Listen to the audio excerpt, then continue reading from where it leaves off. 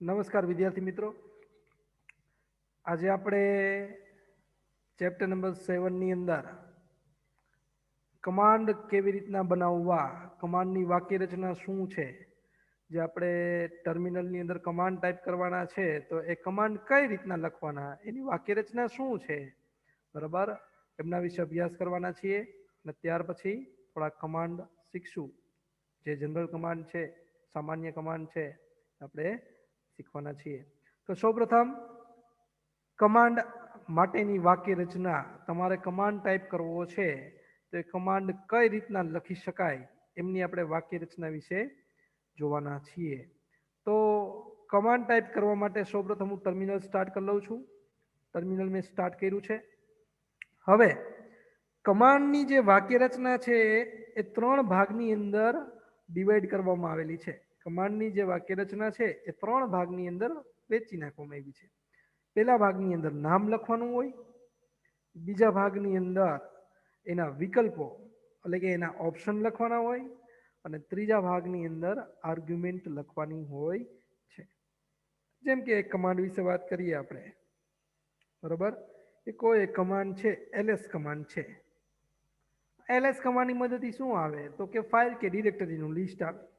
તમે જે ડિરેક્ટરીમાં કામ કરી રહ્યા છો, અત્યારે માનો કે આપણે હોમ ડિરેક્ટરીમાં છીએ, કારણ કે આગળ ટીલ સાઇન દર્શાવાય છે.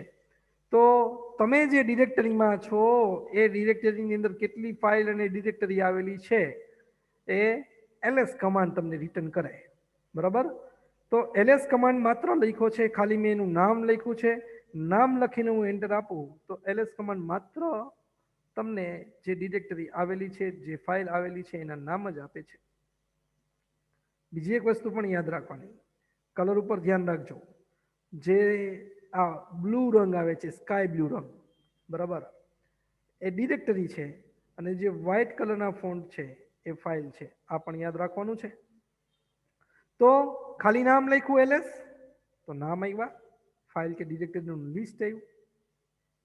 પણ જો એની સાથે એનો એક ઓપ્શન એડ કરી દઈએ તો શું થશે તો કે એની સાથે જો એક ઓપ્શન એડ કરી દઈએ તો આપણને લોંગ લિસ્ટ જોવા મળશે કે આ ડિરેક્ટરી, આ ફાઇલ ક્યારે બનાવવામાં, શું કાંઈ. તો એલએસ કમાન્ડ વિથ ઓપ્શન, વિકલ્પ આપો. વિકલ્પ આપવા માટે ખાસ ધ્યાન રાખવાનું, ડેશની નિશાનીનો યુઝ કરવાનો છે, બરાબર. અને એમની સાથે એનો ઓપ્શન, જે ઓપ્શન 1 કે 2 કેરેક્ટરના હોય છે. લોંગ લિસ્ટ આવ્યું, બધી એને ફાઇલ છે, ટોટલ 44. ડેસ્કટોપ છે, ડોક્યુમેન્ટ છે, ડાઉનલોડ છે, example dot desktop, music, pictures, public, templates and videos. દેખાય છે, બરાબર. તો આ રીતના ટોટલ ફાઇલ્સ આવેલી છે, ફાઇલ એન્ડ ડિરેક્ટરી. હવે ત્યાર પછી આર્ગ્યુમેન્ટ સાથે તમને શીખવાડું.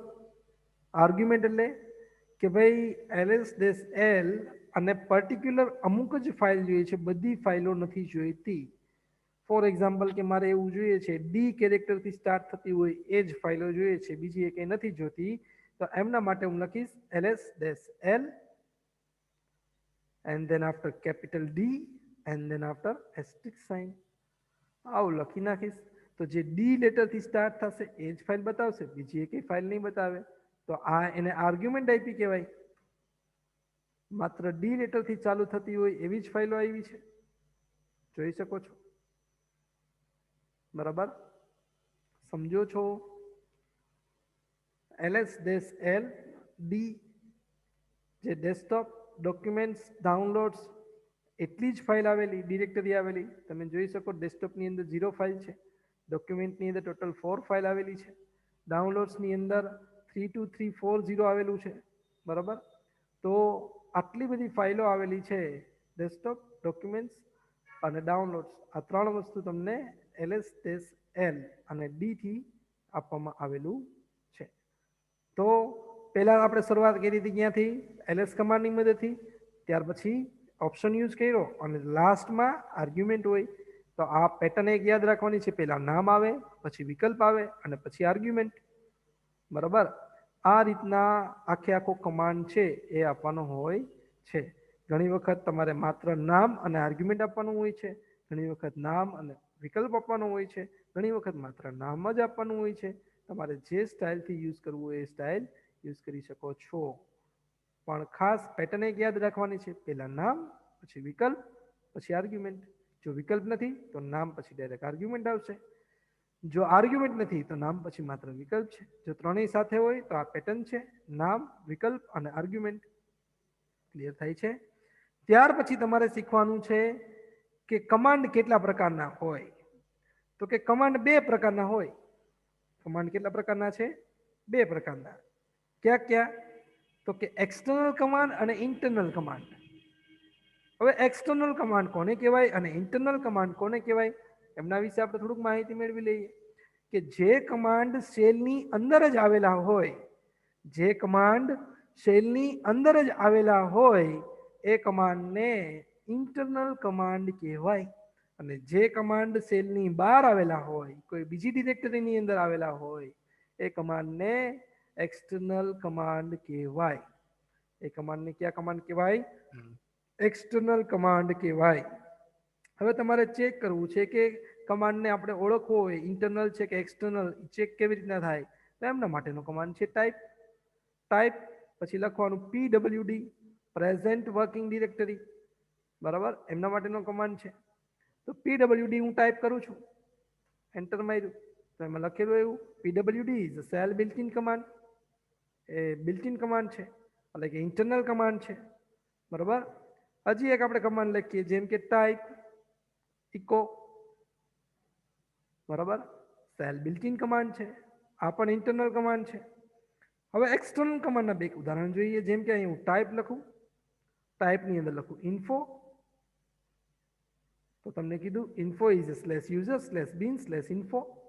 એમની અંદર આવેલો કમાન્ડ છે, એટલે કે એક્સટર્નલ કમાન્ડ છે. એક્સટર્નલ કમાન્ડમાં લખેલું નહીં આવે, પણ આ રીતના ડિરેક્ટરીનું લિસ્ટ દેખાડશે કઈ ડિરેક્ટરીમાં આવેલો છે. બરાબર, આવી રીતના કેલેન્ડર. બરાબર, ટાઈપ લખું છું,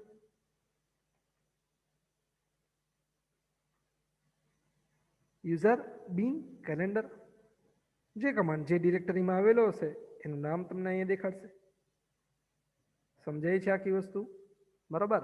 તો બે પ્રકારના કમાન્ડ હોય, ઇન્ટરનલ કમાન્ડ અને એક્સટર્નલ કમાન્ડ. ઇન્ટરનલ કમાન્ડને બિલ્ટ ઇન કમાન્ડ પણ કહેવામાં આવે છે. આટલું ક્લિયર? ક્લિયર કમાન્ડનો એપ્લાય કરી દઉં છું. બરાબર, સ્ક્રીન તમારી ક્લિયર છે.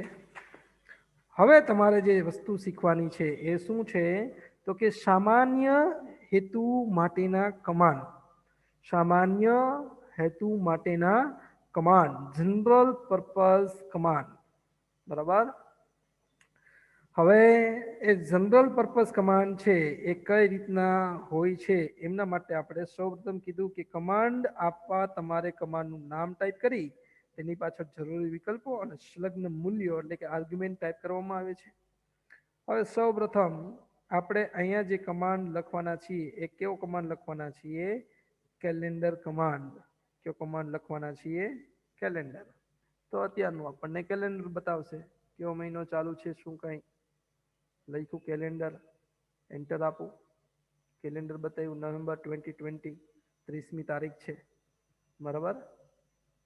તો તમને ખાલી કેલેન્ડર લખો છો તો કરંટ જે મંથ ચાલુ છે, કરંટ યરનો જે કરંટ મંથ ચાલુ છે, કરંટ ડે ચાલુ છે, એટલું જ બતાવશે. પણ એમની સાથે જો વિવિધ આર્ગ્યુમેન્ટ ઉમેરવામાં આવે તો કે અહીંયા લખું કેલેન્ડર 2020, આખે આખા 2020નું કેલેન્ડર જેવું છે, આખા વર્ષનું કેલેન્ડર આવી ગયું. જોઈ શકો છો તમે, આવી ગયું આખા વર્ષનું કેલેન્ડર. જાન્યુઆરી, ફેબ્રુઆરી, માર્ચ, એપ્રિલ, મે, જૂન, જુલાઈ, ઓગસ્ટ, સપ્ટેમ્બર, ઓક્ટોબર, નવેમ્બર અને ડિસેમ્બર. અત્યારે 30 ડિસેમ્બર છે, એટલે 30 નવેમ્બર છે. બરાબર. હવે ફોર એક્ઝામ્પલ કે ફ્યુચર જોવું છે, તો ફ્યુચર જોવું હોય તો માનો કે 2021નું કેલેન્ડર જોવું છે, તો એમાં લખવાનું કેલેન્ડર સ્પેસ 2021. 2021નું કેલેન્ડર આવી ગયું છે. 2025નું કેલેન્ડર જોવું છે તો લખવાનું કેલેન્ડર 2025. 2025નું કેલેન્ડર આવી ગયું છે. જે વર્ષનું કેલેન્ડર જોવું હોય અહીંયા તૈયાર છે, બરાબર. 2025નું કહે તો 2025નું આવે. પર્ટિક્યુલર મંથ વાઇઝ જોવું છે કે 2025નો 5મો મહિનો, બરાબર, એમાં 6ઠી તારીખે શું આવે છે, તો અહીંયા લખશું આપણે કેલેન્ડર 5 અને અહીંયા લખીએ આપણે 1995. 1995નો 5મો મહિનો આવ્યો, એમાં 6ઠી તારીખે શનિવાર આવે છે, આપણને દેખાય છે અહીંયા, બરાબર. જે વસ્તુ તમારે જોયું હોય એ રીતના તમે વસ્તુ મેળવી શકો છો. કેલેન્ડર કમાન્ડની સાથે એક મોર કમાન્ડ આવ્યો છે. કેલેન્ડર મોર કમાન્ડની મદદથી શું થાય તો કે ઘણી વખત પેજમાં હમણાં કેમ પેજ નાનું હતું તો શું થયું એવા સમયે તો કે આખું કેલેન્ડર નહોતું દેખાતું, તો આખું કેલેન્ડરને આમ પેજ વાઇઝ જોવું હોય તો એમના માટેનો કમાન્ડ છે મોર કમાન્ડ. કયો કમાન્ડ છે? મોર કમાન્ડ. જેમ કે અહીંયા લખું 2020 પછી પાઇપ સાઇન. આ જે સાઇન છે ને પાઇપ સાઇન કહેવાય. બે કમાન્ડને જોડવા માટે એ પાઇપ સાઇનનો યુઝ થાય, બરાબર. કેલેન્ડર કમાન્ડનું જે કાંઈ આઉટપુટ છે એ કેલેન્ડર કમાન્ડનું આઉટપુટ કોને આપવામાં આવશે? મોર કમાન્ડને આપવામાં આવશે, અને મોર કમાન્ડ એ આઉટપુટને પેજ વાઇઝ દર્શાવશે. મોર કમાન્ડ શું કરશે? એ આઉટપુટને પેજ વાઇઝ લિસ્ટમાં દર્શાવશે, બરાબર. એન્ટર મારું. પણ અહીંયા પેજ વાઇઝ દર્શાવવાની જરૂર ન પડી. શું કામ જરૂર ન પડી? કારણ કે એક પેજની અંદર આવી જતું હતું. જ્યારે એક પેજની અંદર વિગત ન આવે ત્યારે એને પેજ વાઇઝ તમારે દર્શાવવું હોય તો મોર કમાન્ડનો યુઝ થાય છે, બરાબર. પેજમાં તમારે આગળ પાછળ જવું હોય તો એમની અંદર ફોરવર્ડ બેકવર્ડ એટલે કે એફ અને બી કેરેક્ટરનો પણ યુઝ કરી શકાય છે. આગળ જવું હોય તો એફ આપવાનું, પાછળ જવું હોય તો બી આપવાનું. તો આ રીતના પેજમાં તમે ફોરવર્ડ બેકવર્ડ પેજ વાઇઝ જોઈ શકો છો કેલેન્ડર, બરાબર. પછી ડેટ જોવી છે કે આજે કેટલામી તારીખ છે, બરાબર. તો કરંટ તમને ડેટ બતાવશે કેટલામી તારીખ છે એ જોવા માટે. તો એમના માટે આપણે આ બધું પહેલા ક્લિયર કરી નાખીએ. ચાલો, ક્લિયર થઈ ગયું છે. ડેટ કમાન્ડનો આપણે અહીંયા યુઝ કરવાના છીએ, તો અહીંયા લખીશું ડેટ, બરાબર. ડોલર સાઇન એમાં આપેલી જ હોય છે, ડોલર સાઇન લખવાની નથી હોતી. માત્ર તમે ડેટ લખો, એન્ટર આપો. આવી ગઈ છે આજની ડેટ, બરાબર. માત્ર તમે ડેટ લખો, એન્ટર આપો, ડેટ આવી જશે. ત્યાર પછી એમની અંદર પણ ઘણા બધા ઓપ્શન છે. ઘણા બધા ઓપ્શન વિશે આપણે ચર્ચા કરી લઈએ. એ ઓપ્શન ક્યાં ક્યાં છે કે તમારે ખાલી ડે જોતો હોય, ખાલી મંથ જોતો હોય, ખાલી યર જોતું હોય, બરાબર. ખાલી અવર જોતી હોય, કેટલા કલાક થયા છે, કેટલી મિનિટ થઈ છે, કેટલી સેકન્ડ થઈ છે. એ રીતના તમારે આખી ડેટ જોઈતી હોય, અલગ અલગ સેપરેટ, બધું ભેગું આવે છે, સેપરેટલી જોઈતું હોય તો એમના માટેના વિવિધ ઓપ્શન છે. એ ઓપ્શનને આપણે વન બાય વન ચેક કરતા જઈએ છીએ. માત્ર આમાં ડેટ અને ટાઈમ બે ભેગું આવે છે. ખાલી ડેટ જોતી હોય તો ખાલી ડેટ આવે, ખાલી ટાઈમ જોઈતો હોય તો ખાલી ટાઈમ આવે, બરાબર. જુઓ, હવે એમના માટે આપણે લખીએ.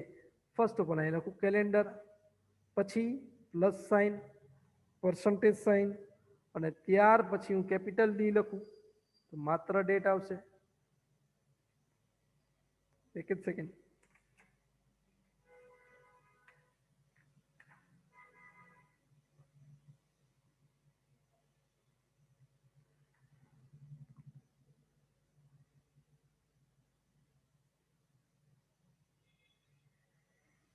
ડેટ લખવાનું હતું.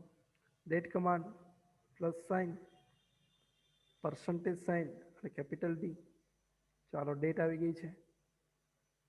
ફરી પાછું લખું છું date space plus sign, percentage sign, અને હવે લખું છું, શું લખીશ કે ભાઈ મારે તો ખાલી ટાઈમ જોઈએ છે. અહીં કેપિટલ ટી લખું, ખાલી ટાઈમ આવ્યો. ફરી પાછો ડેટ કમાન્ડનો યુઝ કરું. ડેટ લખું, પ્લસ લખું, percentage sign, small D, day આવશે ખાલી 30મી તારીખ, બરાબર. ફરી પાછું એ જ વસ્તુ ત્યાં હું શું લખું છું તો કે ત્યાં હું લખું છું મંથ, એમ લખું છું, મંથ આવ્યો. ફરી પાછું એ જ વસ્તુ ત્યાં હું વાય લખું, યર આવશે. ફરી પાછું એ જ વસ્તુ કેપિટલ વાય લખું, યર જે 2 ડિજિટમાં આવ્યો હવે 4 ડિજિટમાં આવશે. ફરી પાછી એ જ વસ્તુ અહીંયા હું કેપિટલ H લખું, કલાક આવશે. બરાબર, 24 કલાક પ્રમાણે 17મી કલાક ચાલુ છે. અહીંયા હું H લખ્યા પછી M લખું એટલે મિનિટ આવશે, 28મી મિનિટ ચાલુ છે. પછી હું અહીંયા ડેટ લખ્યા પછી S લખીશ, સેકન્ડ, 29મી સેકન્ડ ચાલુ છે. બરાબર, તો આ રીતના ડેટની અંદર પર્ટિક્યુલર તમારે કોઈ વસ્તુઓ જોતી હોય તો એમના માટેના ઓપ્શન છે, એ ઓપ્શન ટાઈપ કરતા જાઓ, એ પ્રમાણે આઉટપુટ આવતું જશે. ક્લિયર થાય છે આટલું? બરાબર, તો ત્યાર પછી તમારે શીખવાનું છે, ત્યાર પછી શું શીખવાનું છે? Command line calculator. અત્યાર સુધી તમે કેલ્ક્યુલેટર જોયા હશે, મોબાઈલની અંદર જોયું હશે, અથવા તો કેલ્ક્યુલેટર જોયું હશે, કોમ્પ્યુટરની અંદર કેલ્ક્યુલેટર જોયું હશે, પણ આ વાત છે કમાન્ડ લાઇન કેલ્ક્યુલેટરની. કમાન્ડ થ્રુ કામ થાય એમના માટેના કેલ્ક્યુલેટરની. તો એમના માટેનો કમાન્ડ છે BC કમાન્ડ, બેઝિક કેલ્ક્યુલેટર. બરાબર, બેઝિક કેલ્ક્યુલેટર. પણ તમારે સાયન્ટિફિક કેલ્ક્યુલેશન સાથેનું કેલ્ક્યુલેટર જોતું હોય, BC કમાન્ડ આપો તો બેઝિક કેલ્ક્યુલેટર આવે. બેઝિક કેલ્ક્યુલેટર આવી ગયું. પણ સાયન્ટિફિક કેલ્ક્યુલેશન કરી શકે એ પ્રકારનું કેલ્ક્યુલેટર જોતું હોય, એડવાન્સ કેલ્ક્યુલેટર જોતું હોય, તો એમના માટે આમાંથી પહેલા બહાર નીકળી જાય, કંટ્રોલ D બહાર નીકળવા માટે. એમના માટે BC ઓપ્શનનો યુઝ કરશું, -L. સાયન્ટિફિક નોટેશન સાથેનું કેલ્ક્યુલેટર અત્યારે ચાલુ થયું છે.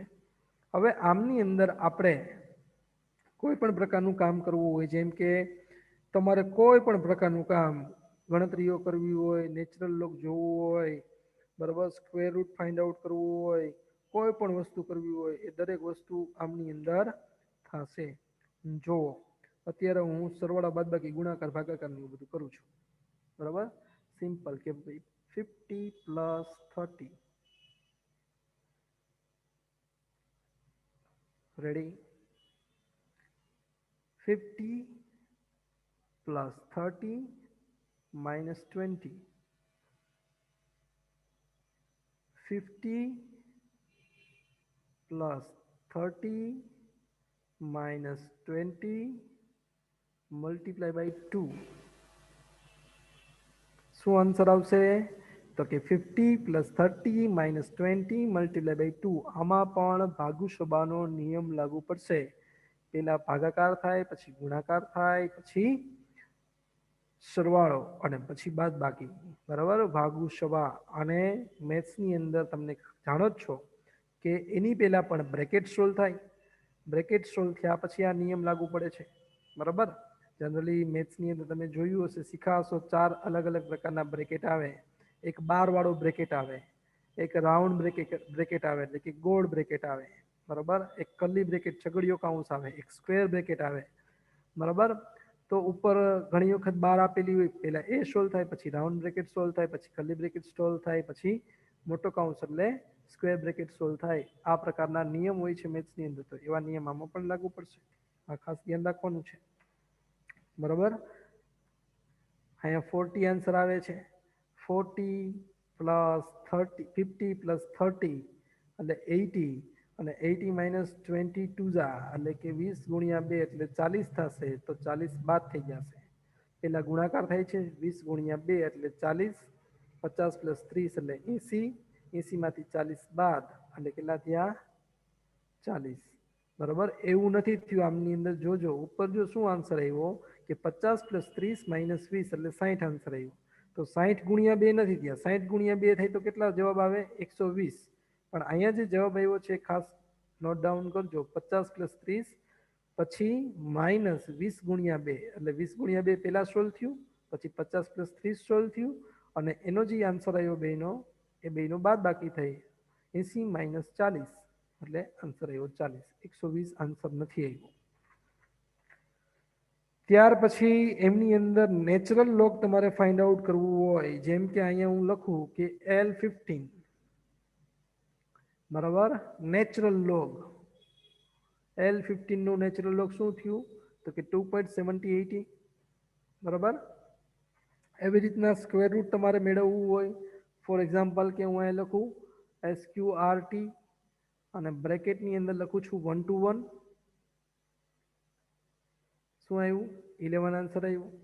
કોઈ પણ વસ્તુનું સ્ક્વેર રૂટ મેળવવું હોય કોઈ પણ નંબરનું આન્સર આપશે. ત્યાર પછી આપણે જે બાઇનરી કન્વર્ઝેશન માટેનો એક લેક્ચર હતો, તમે કદાચ જોયો હશે વિડીયો લેક્ચર, એમ છતાં પણ ન જોયેલો હોય, એક્સ્ટ્રા લેક્ચર હતો આપણો બાઇનરી કન્વર્ઝેશન માટેનો, તો એક્સ્ટ્રા લેક્ચર જરાક જોઈ લેજો, યુટ્યુબની અંદર હજી પડેલો જ છે, બરાબર. બાઇનરી કન્વર્ઝેશન કઈ રીતના થાય એના માટે પહેલાં હું બહાર નીકળી જાઉં છું, બધું ક્લિયર કરી નાખું છું, પછી તમને સમજાવું વ્યવસ્થિત બાઇનરી કન્વર્ઝેશન શું છે, બરાબર. ક્લિયર કમાન્ડ આપી દીધો છે આઈબેઝ અને ઓબેઝ. હવે આઈબેઝ એટલે શું અને ઓબેઝ એટલે શું? બે કમાન્ડ છે આઈબેઝ અને ઓબેઝ. આઈબેઝ એટલે શું છે તો કે ઇનપુટ બેઝ. તમારો ઇનપુટ બેઝ કયો રાખવો છે? નંબર સિસ્ટમની વાત કરી છે. 4 પ્રકારની નંબર સિસ્ટમ હોય આપણે. કઈ કઈ 4 પ્રકારની હતી તો કે બાઇનરી, ડેસિમલ, ઓક્ટલ અને હેક્સાડેસિમલ. ક્યાં ક્યાં 4 પ્રકારની હતી? બાઇનરી, ડેસિમલ, ઓક્ટલ અને હેક્સાડેસિમલ. બરાબર. પહેલા હું તમને સિમ્પલ કેલ્ક્યુલેટરની અંદર કામ કરતા શીખવાડું છું એ વસ્તુ, પછી તમને હું આમાં લઈ આવું છું. આમની અંદર સિમ્પલ કેલ્ક્યુલેટર હશે, એમની અંદર હું તમને કેલ્ક્યુલેશન કરતા શીખવાડું. જો આ કેલ્ક્યુલેટર છે. આ કેલ્ક્યુલેટરની અંદર અહીંયા તમને advance mode, financial mode, programming mode આપેલો છે. આ પ્રોગ્રામિંગ મોડની હું અંદર તમને લઈ જાઉં છું, બરાબર. પ્રોગ્રામિંગ મોડની અંદર તમને અહીંયા પહેલા ઇનપુટ માટે પૂછ્યું છે ડેસિમલ નંબર. તો ડેસિમલ નંબર, બાઇનરી, ઓક્ટલ અને હેક્સાડેસિમલ નંબર તમે જોઈ શકો છો. હું જે ઇનપુટ કરું છું, ફોર એક્ઝામ્પલ કે હું અહીંયા 100 ઇનપુટ કરું, તો 100 ઇનપુટ કરું છું એ ડેસિમલ છે, બાઇનરી કન્વર્ટ કરું, બરાબર. અહીંયા તમને સાઈડમાં દેખાતું જાય છે.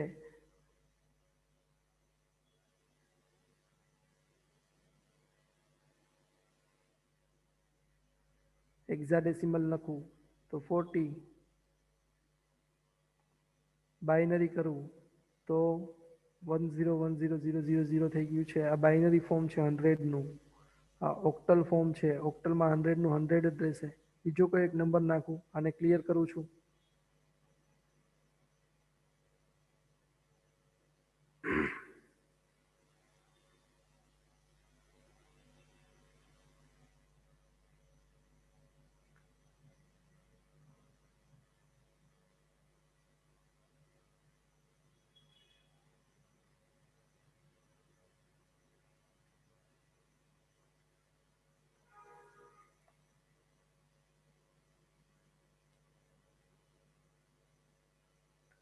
બીજો એક નંબર લઉં છું, એને ક્લિયર કરું છું, બરાબર. 489 આવો એક નંબર લીધો છે. ડેસિમલ નાખવાનું હતું, 89 નહીં ચાલે, ડેસિમલ નંબર નાખવાનો હતો. જો લઉં છું 489. હવે જો ઇક્વલ સાઇન આપું છું અને ત્યાર પછી એમની અંદર આપણે કન્વર્ટ કરીએ. હેક્સાડેસિમલમાં શું આવ્યું? 1E9. બાઇનરીમાં આવ્યું 41010001. ઓક્ટલની અંદર શું આવ્યું? 751, બરાબર. તો આ રીતના ઓક્ટલમાંથી તમારે, સોરી, આપણે ડેસિમલમાંથી અલગ અલગ ફોર્મેટની અંદર કન્વર્ઝેશન કરવું હોય. આ ડેસિમલ નંબર હતું, એમાંથી આપણે ઓક્ટલ, બાઇનરી જેમાં તમારે કન્વર્ટ કરવું હોય એમાં તમે કરી શકો છો, બરાબર. ફોર એક્ઝામ્પલ કે હવે હું બાઇનરીમાં ડેટા ઇનપુટ કરું છું. બાઇનરીમાં જો ડેટા ઇનપુટ કરું, અહીં લખું છું 1010, બરાબર. 1010 એટલે અહીંયા ઓક્ટલની અંદર 12 થાય, ડેસિમલની અંદર 10 થાય અને હેક્સાડેસિમલની અંદર A થાય. 1010, બરાબર છે. હવે હું અહીંયા જો ઇક્વલ સાઇન આપી દઉં છું. ઇક્વલ સાઇન આપ્યા પછી અહીંયા હું હેક્સાડેસિમલમાં જઈશ તો A આવ્યો, ડેસિમલમાં જઈશ તો 10 થઈ ગયા અને ઓક્ટલની અંદર ગયો તો 12 થઈ ગયા, બરાબર. આ સમજાણું? હવે વસ્તુ આપણે એ જ શીખવાની છે ટર્મિનલની અંદર. વસ્તુ આપણે શું શીખવાની છે? આ જ વસ્તુ આપણે શીખવાની છે ટર્મિનલની અંદર. આપણે જે ટર્મિનલ સ્ટાર્ટ છે અહીંયા એમાંથીને જ આપણે કરીએ. ફરી પાછું અહીંયા લખું છું BC space dash L basic કેલ્ક્યુલેટરની અંદર આવીએ છીએ. હવે હું અહીંયા લખું છું આઈ બેઝ ડિફોલ્ટ રીતે આઈ બેઝ અને ઓ બેઝ ડિફોલ્ટ રીતે કેવો હોય છે ડેસિમલ. એને તમારે ચેન્જ કરવો હોય તો તમે જેમાં ચેન્જ કરવું હોય એમાં તમે ચેન્જ કરી શકો છો. ફોર એક્ઝામ્પલ કે હું ઓ બેઝ લખું છું, ઓ બેઝ અહીંયા હું લખું છું ઓ બેઝ ઇક્વલ ટુ 8, એટલે કે ઓક્ટલમાં મારે કન્વર્ટ કરવું છે. હવે હું કોઈ નંબર ઇનપુટ કરીશ, ફોર એક્ઝામ્પલ કે હું 10 ઇનપુટ કરું તો 10 ઇનપુટ કરું તો એવા સમયે તમને આઉટપુટ 12 આવવું જોઈએ. આપણે હમણાં જોયું આવ્યું 12. ફરી પાછું હું ઓ બેઝ ચેન્જ કરું, ઓ બેઝ અહીંયા હું રાખી દઉં છું 16, એટલે કે હેક્સાડેસિમલ, બરાબર. કારણ કે હેક્સાડેસિમલનો બેઝ છે 16, ઓક્ટલનો બેઝ છે 8, બાઇનરીનો બેઝ છે 2 અને ડેસિમલનો બેઝ છે 10. તો ઓ બેઝ હું અહીંયા રાખું છું 16, એન્ટર આપું, બરાબર. હવે 10 ઇનપુટ કરું છું, એ આવ્યો આન્સર. ફરી પાછું હું ઓ બેઝ ચેન્જ કરું, ઓ બેઝ ઇક્વલ ટુ 2 અને હવે હું 10 ઇનપુટ કરું તો આન્સર મને શું મળવો જોઈએ 1010. ક્લિયર થાય? આવી રીતના તમે આઈ બેઝ અને ઓ બેઝ બંને વસ્તુ ચેન્જ કરી શકો છો. આઈ બેઝ ચેન્જ કરવું હોય તો આઈ બેઝ ચેન્જ કરી શકો છો, ઓ બેઝ ચેન્જ કરવું હોય તો ઓ બેઝ ચેન્જ કરી શકો છો, બરાબર. ઇનપુટ બાઇનરી, આઉટપુટ ડેસિમલ, તો એવા સમયે તમારે આઈ બેઝ 2 રાખવો પડે અને ઓ બેઝ 10 રાખવો પડે. એવી જ રીતના ઇનપુટ ડેસિમલમાં જોતું હોય, આઉટપુટ બાઇનરીમાં જોતું હોય તો એમના માટે ઇનપુટ તમારે ડેસિમલ રાખવું પડે અને આઉટપુટ બાઇનરી રાખવું પડે, બરાબર. ફરી પાછું તમારે કેલ્ક્યુલેટરમાંથી બહાર નીકળવું છે તો કેલ્ક્યુલેટરમાંથી બહાર નીકળવા માટે Ctrl+D કમાન્ડનો યુઝ કરવાનો હોય છે. આટલું ક્લિયર થાય છે? ત્યાર પછીનો કમાન્ડ છે ઇકો કમાન્ડ. આપણે મેં તમને ગયા લેક્ચરની અંદર વાત કરી હતી કે ઇકો કમાન્ડની મદદથી શું થાય, કે જ્યારે આપણે ઇકો કમાન્ડ આવશે ત્યારે શીખશું. તો ત્યારે ઇકો કમાન્ડ આવ્યો છે તો એના વિશે આપણે શીખી લઈએ. ઇકો કમાન્ડ એટલે કે સંદેશો દર્શાવવા માટેનો કમાન્ડ છે. તમારે કોઈ પણ મેસેજ છાપવો હોય તો મેસેજ છાપવા માટેનો કમાન્ડ છે ઇકો કમાન્ડ, બરાબર. ઇકો કમાન્ડની અંદર આપણે લખવું છે કે ઇકો ડબલ ઇન્વર્ટ કોમામાં લખવું છે હેલો સ્ટુડન્ટ.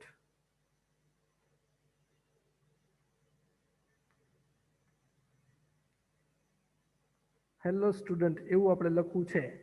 તો ડબલ ઇન્વર્ટેડ કોમાની અંદર જે લખેલું છે, ડબલ ઇન્વર્ટેડ કોમાની અંદર જે લખેલું છે એને શું કહેવામાં આવે છે? એને સ્ટ્રિંગ કહેવામાં આવે છે.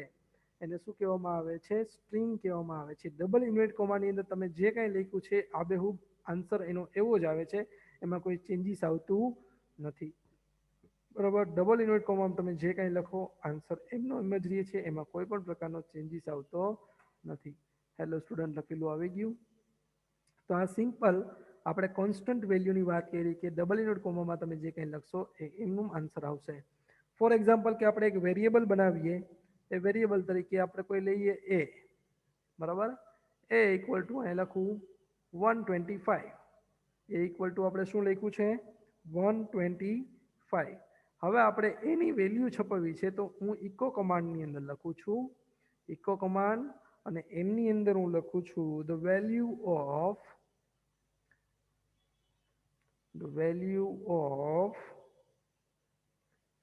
a is $a, બરાબર. પેલો જે એ છે એ કોન્સ્ટન્ટ છે, જ્યારે બીજો જે એ લીધો છે, આ જે પેલો એ છે એ કેવો છે? કોન્સ્ટન્ટ છે, એટલે કે અચળ છે, એમનું જ આન્સર આવશે.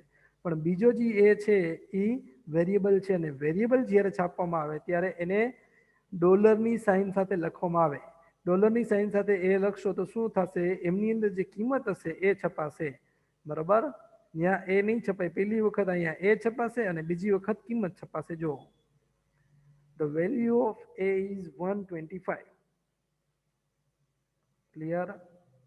એવી જ રીતના ઇકો કમાન્ડની અંદર કોઈ કમાન્ડનો યુઝ કરવો હોય, જેમ કે અહીંયા હું લખું ઇકો, બરાબર. હવે એમની અંદર મારે કોઈ કમાન્ડનો યુઝ કરવો છે. ફોર એક્ઝામ્પલ કે મારે લખવું છે કરંટ ટાઈમ ઇઝ, મારે એમની અંદર લખવું છે કરંટ ટાઈમ ઇઝ, આવું લખવું છે. અને ત્યાર પછી મારે ડેટ કમાન્ડનો યુઝ કરવો છે. તો ડેટ કમાન્ડનો યુઝ કરવા માટે બેકવર્ડ સાઇનનો યુઝ કરવો પડે. બેકવર્ડ સાઇન ક્યાંથી આવે? તો કે જ્યાં તમારી નંબર કી છે 1 2 3 4 5 6 7 8 આલ્ફાબેટ કીની ઉપર, બરાબર, અથવા તો એસ્કેપ કીની નીચેની કી, બરાબર, 1 પહેલાની કી, ટેપ કી ઉપરની કી, જેને બેકવર્ડ સાઇન તમને એમની અંદરથી જોવા મળશે. બેકવર્ડ સાઇન અને ટીલ સાઇન. અહીંયા હું બેકવર્ડ સાઇન કરું છું. બેકવર્ડ સાઇનની અંદર મારે લખવાનું છે ડેટ, જે તમારો કમાન્ડ છે એ. ડેટ પછી લખવાનું છે પ્લસ પર્સન્ટેજ સાઇન, તમારે ડેટ જોતી હોય તો capital D, and then after backward sign hour. Backward sign hour કર્યા પછી ડબલ યુનિટ કોમા અવર કરવાના, એન્ટર મારો તો ત્યાં ડેટ લખેલી આવશે.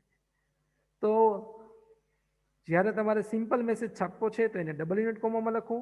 વેરિયેબલની કિંમત છાપવી છે તો એને વેરિયેબલનું નામ ડોલર સાઇન સાથે લખો. અને કોઈ કમાન્ડનું આઉટપુટ તમારે છાપવું છે તો એ કમાન્ડને ઇકો કમાન્ડ સાથે જ્યારે લખો ત્યારે બેકવર્ડ સાઇનની અંદર લખવામાં આવે છે. બરાબર છે? ક્લિયર થાય છે આટલું? બરાબર. તો આજનો લેક્ચર આપણે અહીંયા સુધી રાખીએ છીએ. ફરી પાછા નેક્સ્ટ લેક્ચરમાં નવા ટોપિક સાથે મળશું. આજનો લેક્ચર આપણે અહીંયા સુધી રાખીએ.